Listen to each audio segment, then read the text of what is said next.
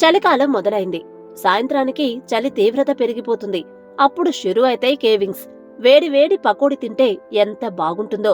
వేడిగా ఒక చాయ్ లేదా ఒక కాఫీ తాగితే అబ్బా, ఆ అనుభూతే వేరనిపిస్తుంది. అలా అనుకుంటూ చలికాలంలో జంక్ ఫుడ్ ని ఎక్కువగా తినేస్తాం.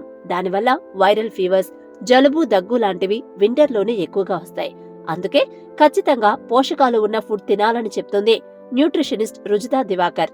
అందుకు డైట్ లో ఈ 5 ఫుడ్స్ యాడ్ చేసుకుంటే వింటర్లో హెల్దీగా ఉంటారంటోంది. ఆ 5 ఏంటో చూద్దాం.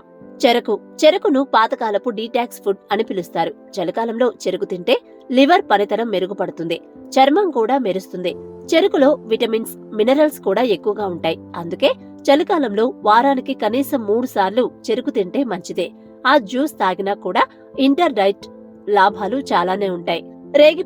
రేగి పండ్లను జుజుబీ అని కూడా పిలుస్తారు. చలికాలంలో ఎక్కువగా దొరికే ఈ పండ్లు తింటే చర్మానికి మెరుపు వస్తుంది. అంతేకాకుండా ఇమ్యూనిటీని బూస్ట్ చేస్తుంది. పిల్లలకు పెడితే తరచూ జబ్బు పడకుండా ఉంటారు. చింతపండులో ఫైబర్ ఎక్కువగా ఉంటుంది, ఫ్యాట్ తక్కువగా ఉంటుంది. అందుకే ఇది వెయిట్ లాస్ కు ఉపయోగపడుతుంది.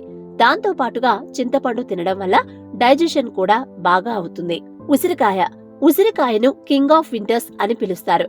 చలికాలంలో వచ్చే ఇన్ఫెక్షన్స్ ను దూరం చేస్తుంది ఉసిరికాయ. దీంట్లో విటమిన్ ఏలు పుష్కలంగా ఉంటాయి.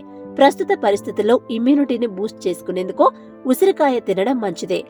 ఉసిరికాయను చ్యవన్ప్రాశ్, మురబ్బా, షర్బత్లా చేసుకోవచ్చు కూడా.